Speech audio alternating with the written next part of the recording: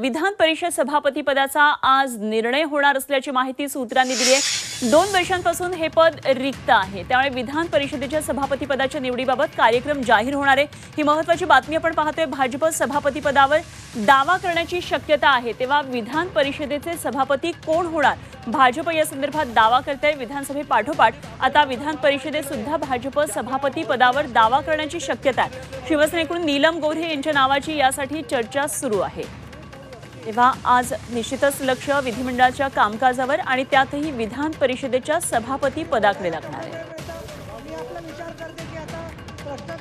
2 वर्षांपासून रिक्त असलेल्या या पदावर कोणाची नेमकी वर्णी लागते हे बघावं लागणार आहे। विधान परिषद सभापतीचा आज निर्णय होणार असल्याची माहिती सूत्रांकडून कळते।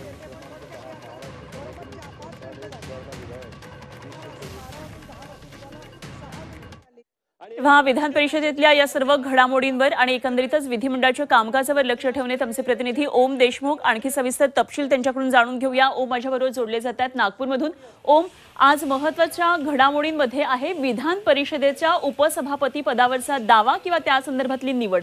नेमकं आज काय काय विधिमंडळाच्या कामकाजामध्ये असणार आहे? अनुपमा, खरं तर पहिला मुद्दा आहे विधान परिषदेच्या सभापती निवडीचा। आज विधान परिषदेचं जे काही कामकाज विधिमंडळाकडून देण्यात आलं त्यामध्ये सभापती निवडीचा कार्यक्रम जाहीर होणार असल्याचं त्या कामकाजामधून स्पष्ट झालं। त्यामुळे आज विधान परिषदेच्या सभापती पदाच्या संदर्भातली जी निवडणूक आहे त्याची जी काही रूपरेषा असेल, त्याची ज्या काही तारखा असतील त्या स्पष्ट होतील।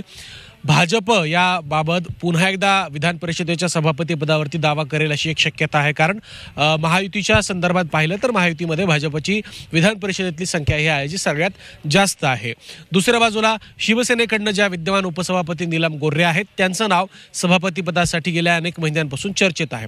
राष्ट्रवादीकडनं जर आपण पाहिलं तर रामराजे नाईक निंबाळकर हे सभापती राहिलेले आहेत, त्यामुळे त्यांचं नाव कुठेतरी समोर येत होतं। मात्र त्यांची कुठेतरी परिस्थिती सध्याची जी काही आहे ते कुठेतरी द्विधा मनस्थिती आहे, त्यामुळे ते राष्ट्रवादीकडनं उभे आहेत की काय किंवा नाही यांचा निर्णय अद्याप होत नाही। त्यामुळे महायुतीचं जर बघायला गेलं तर आपण भाजप यामध्ये कुठेतरी अग्रेसर असताना दिसतंय। विधानसभेचं सभापतीपद विधानसभेचं अध्यक्षपद हे भाजपकडे आहे, त्या पाठोपाठ आता परिषदेच्या सभापती पदावर सुद्धा भाजप दावा करते की काय अशी एक स्थिती आहे। दुसऱ्या बाजूला जर आपण कामकाजाचा विषय पाहिला तर आज विधान परिषदेमध्ये काही महत्त्वाची विधेयकं सादर केली जाणार आहेत। त्यामध्ये मुख्यत्वे पहिलं विधेयक असणार आहे हे विधान परिषदेच्या जिल्हा परिषदेच्या आणि स्थानिक स्वराज्य संस्थांच्या ज्या काही निवडणुका रखडलेल्या आहेत त्या किमान 3 महिन्यांच्या लांबणीवर टाकण्याच्या संदर्भातलं विधेयक असणार आहे। आरक्षण, इतर महत्त्वाचे मुद्दे यामुळे या निवडणुका गेल्या अनेक महिन्यांपासून काही वर्षांपासून लांबणीवर पडलेल्या आहेत, त्या पुन्हा एकदा 3 महिन्यासाठी लांबणीवर टाकण्यात यावेत अशा प्रकारचे एक विधेयक आहे, ते कुठेतरी मंजूर होण्याची शक्यता आहे। त्यासोबतच काही महत्त्वाचे कार्यक्रम आणि इतर मुद्दे यामध्ये आहेत। शेवटचा आणि तिसरा मुद्दा, उद्धव ठाकरे आज विधान परिषदेच्या कामकाजामध्ये सहभागी होणार आहेत, त्यामुळे विरोधकांची काही आज बैठक होते का आणि त्यामध्ये काही नवी रणनीती बनवली जाते का, कारण विधानसभेतील विरोधी पक्षनेते पदाचा निर्णय जो आहे तो अद्यापही प्रलंबित आहे। विधान परिषदेतलं विरोधी पक्षनेतेपद हे उद्धव बाळासाहेब ठाकरेंच्या शिवसेनेकडे आहे, अंबादास दानवे विरोधी पक्षनेते आहेत, त्यामुळे विधानसभेतलं विरोधी पक्षनेतेपद संख्येचा जर आपण विचार केला तर कुठेतरी तांत्रिकदृष्ट्या विरोधी पक्षनेता बनण्यास अडचण आहे। त्यामुळे विधानसभा अध्यक्षांच्या भूमिकेकडे लक्ष आहे, त्यामध्ये मार्ग काढून विधानसभेचा विरोधी पक्षनेता महाविकास आघाडीकडून कोण ठरवलं जातं हे पाहणं महत्त्वाचं आहे। त्यामुळे आजचा जो काही दिवस असेल हा कामकाजाच्या दृष्टीने तितकाच महत्त्वाचा ठरणार आहे। जरूर या सर्व घडामोडींवर लक्ष ठेवून राहा, वेळोवेळी आपल्याकडून माहिती जाणून घेत राहू, चर्चा करत राहू। धन्यवाद तुर्तास दिलेल्या सगळ्या माहितीसाठी।